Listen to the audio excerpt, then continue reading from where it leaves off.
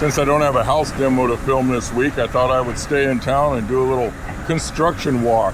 I'm on one project here where they got the hole dug and they're coming out of the ground with the concrete and loading a few trucks, and so we'll sit here and watch them a minute, and then I'll go around the corner. There's another project, and I'll see if I can at least hold the camera over the fence. Sometimes the hardest part for me is getting access to where I could actually see over the fence with all the screens that they put on and everything like that. So I think this will be a fun video.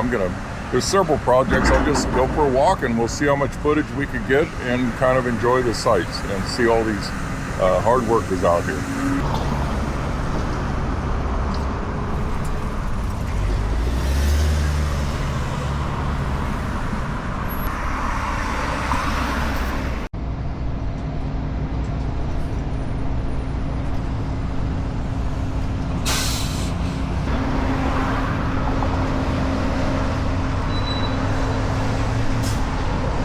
Just talking to a friend the other day and telling him he was kind of wondering about building these buildings and everything, and I told him it's all easy.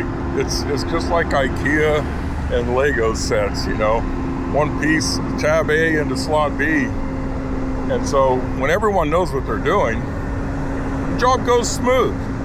The most difficult things about building these buildings is just the variables that pop up, you know, the weather or something gets delayed, whether it's in shipping. Sometimes there's things get delayed in customs that get ordered from all different countries, especially like elevators and glass and things like that.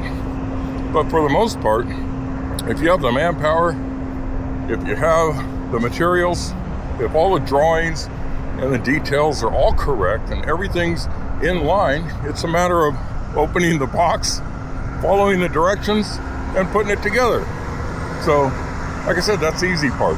The rest is managing all the variables that come up. and there are quite a few variables that come up.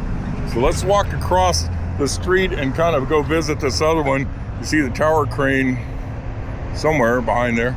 See that? So we'll go find that tower crane and see where they are. That's the one I videoed where I showed you the demolition when they were doing the last of that pretty good sized structure. So let's take a walk. So I thought I'd stop on this part of the tour to just show you something that's actually quite rare when you're talking about building a large commercial project downtown in a city, and that's Laydown area. Look at this area that is available for parking for the workers, for laydown, for materials that come in, for deliveries, everything. That company right there is the one that we just looked at. So they're building the building up the street in between two other buildings. So they're locked in on three sides, and yet they've got all their parking over here and Laydown in that area. And this project over here has parking and Laydown over on this area. And I think maybe if I were to look it up, I think the owner of this property, this used to be a big hotel, and the owner of this property probably owns the other parcels or whatever that are being developed. That's one of the first things that when you go to develop a property is say, first of all, where's our offices going to be?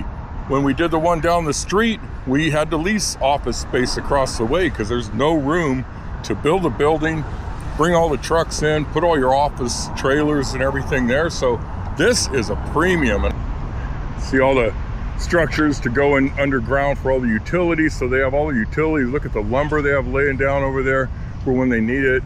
All the dewatering tanks. Here's their little connexes for their tools, the main office for that job next door, and premium parking right downtown. Look, there's a lot of other stuff. So that just goes to show you, you think about, I've done a lot of projects years ago downtown San Francisco, and you have to use, you got to get the first level of the building built, and that's the only place you could stage in a material or anything that comes in. You're kind of forklifting inside the building or maybe down in the parking garage. So huge bonus for these guys. Doing a wide shot, I got the go ahead from the superintendent here that I could come over with my better camera. So that'll be fun. We'll do some explanation videos in the near future, and we'll let everyone know everyone you see down here is doing in detail, and if they're good workers or not. Then it finally said, oh, low battery, 1 bar left. Yeah. No, they're gonna get you in their shot. I'd be careful taking this mug. It'll break one of those. Found my brother.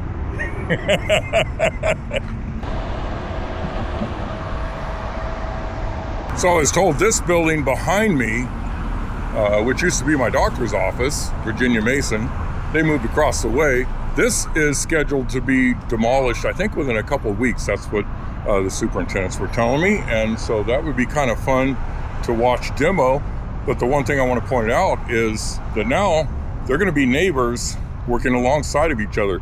So they're coming down with their parking structure and all the shoring and everything. And so then the next building that'll be built, they're going to have to dig right alongside that and keep it all stabilized and propped up and everything. So think about it, they're going to shave right down alongside when they start their dig. And now we're going to have 2 projects going. The only thing is, we'll find out if this project tries to maybe rent some space down there for that project, for Laydown, like I showed you earlier. Remains to be seen, but we'll wait for that demo part. Thanks, let's keep walking. So just a quick walk down memory lane, Williams style.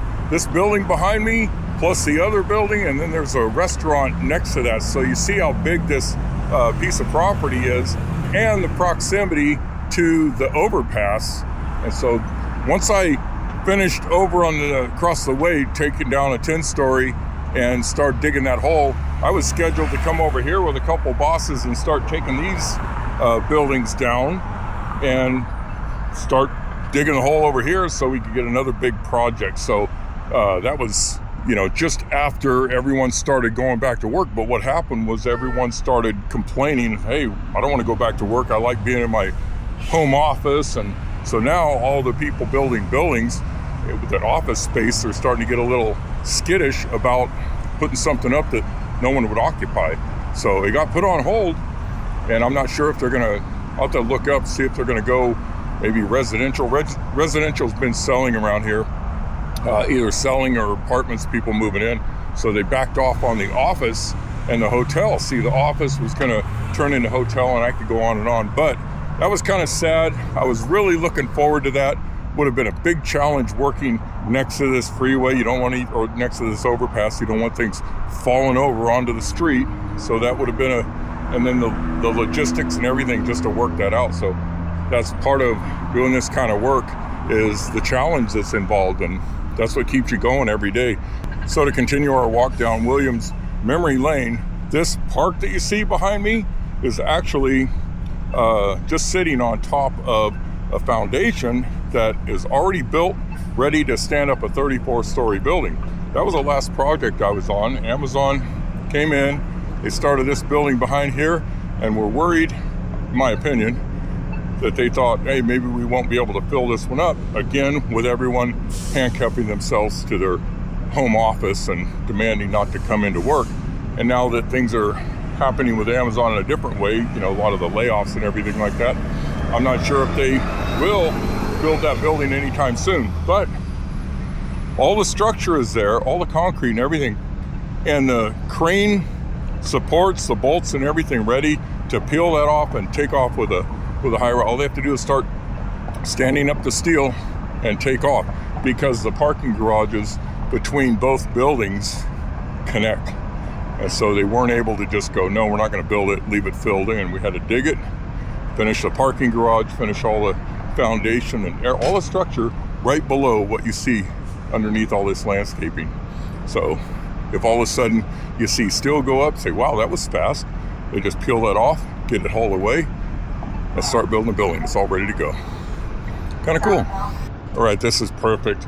With all these extra tall fences up around, I was wondering if I would able to find a location, and I walk between these buildings and I'm up in the planters, and there's a nice guardrail right here that I can lean on. It's plenty safe.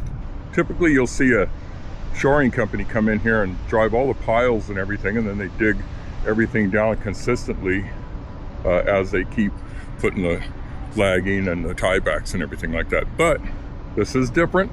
And like I said, every project is a custom built project, so it'd be kind of interesting to find out what their approach is on this. And I know a lot of these guys from Northwest that are doing the excavation, so I'm sure one of them will have a chat with me and kind of tell me what's up. It's going to be huge. And there again, trying to figure out how to do it, how to make it all work. Like I said, a lot of these are all about logistics. I'm backed up to the backside here. They have a road that goes out to 8th Street. It goes nowhere here. You got a building on that side, a new building constructed on that side, and they're working on all the interior work on that right now. And so all they have is that frontage road, which is pretty busy. That's 106th. And so that's your entrance and exit. So we'll take a look at it and see how they work this one. I'll give you my prognosis and let you know what I think. We'll stand across the street when they have trucks coming in and out and see how the activity goes. This is fun. Another laydown area for all the utility work that's happening out on the street. This is also going to be a massive project when it starts, but right now they're just moving all the utilities and hopefully get all that work taken care of soon. If you look at some of the sidewalk has all been put back. They've been digging up these streets right and left and at night and everywhere. I feel like I should put a bunch of footage out for you, but that's me being lazy and retired. So I'm gonna start pushing myself.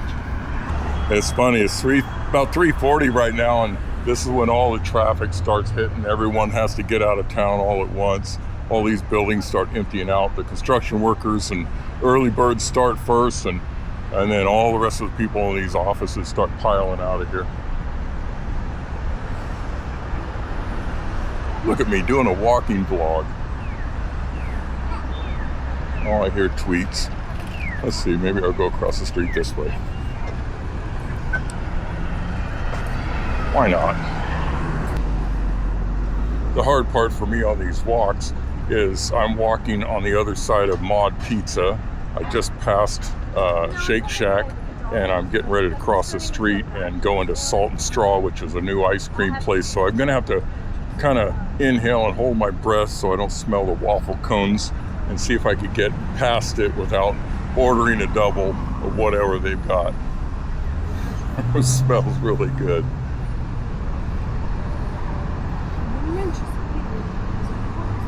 Okay, there's a tweet and there's people running the light. And I don't have my ticket book.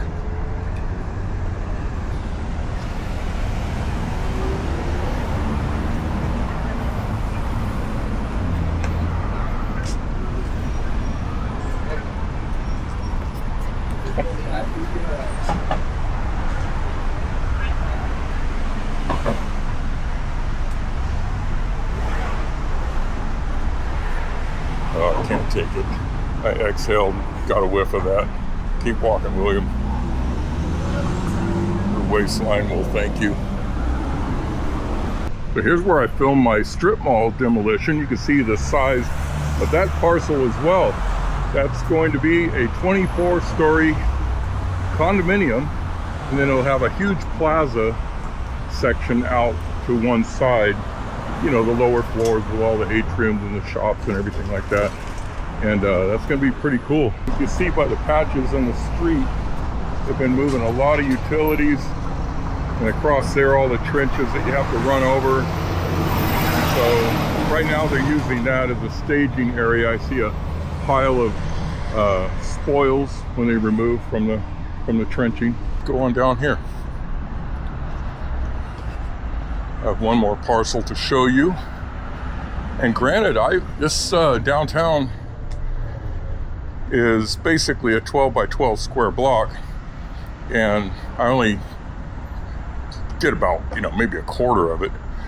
And so that shows you how much construction is happening right now. And it seems like last year there was nothing going on, and then all of a sudden I see one site break ground, and then another, and then another. So it's like everyone's confidence level or something.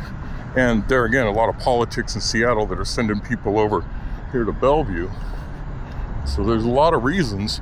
And one of the big reasons is a lot of the permits that were pulled, they start to expire. And if they expire, you got to resubmit for permits. So that cost you about $1 million to get all that stuff together. And then the codes might have changed, and now they've got to get engineers, and everyone's scouring all the plans of the same building that they were proposing to build. Now they got to go back and scour all of them and make changes, re-engineer things to come up with a new code, whatever changed. And so that's even more money. So that's a lot of what prompted some of these projects, or many of them right now. And they're just kind of going out on a limb thinking, hey, if I build another 2,000 units of apartments, will we be able to fill them up? And so here's this parcel right here. They've got these are wells where they're testing the soils, and they've got the pumps and everything running through there. So there is quite a bit of work that's happening, and those have been in there for several months now. And those are just test wells to see what's down there in the ground. These buildings directly across the street, when they built them, had what do you call it, dry cleaners. There was a big strip mall. You'd go right across the street and it would drop down into a big strip mall, and there were dry cleaners there. And the dry cleaners, all that fluid and all that solvents and everything, they leach into the ground. And if it's been there for 30 years, guess how much it's contaminating the ground.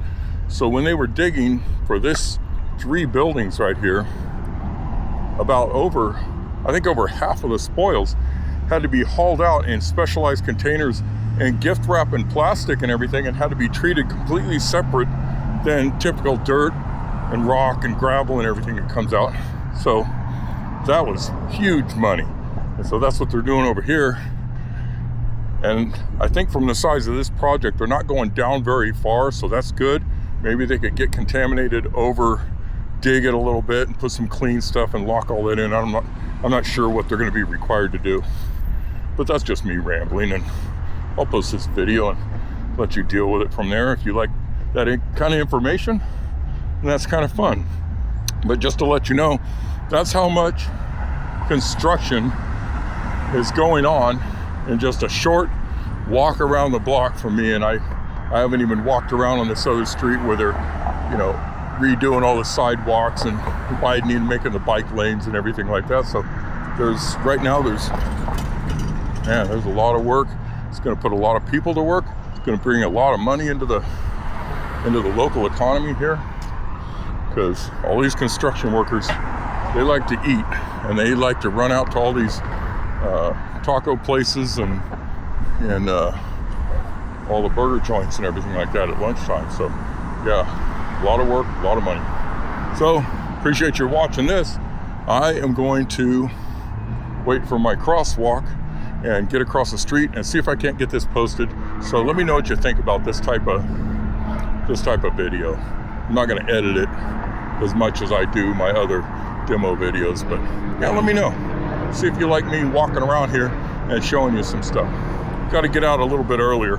Everyone starts wrapping it up, and I get talking to people, so I miss a lot of the action. That's on me.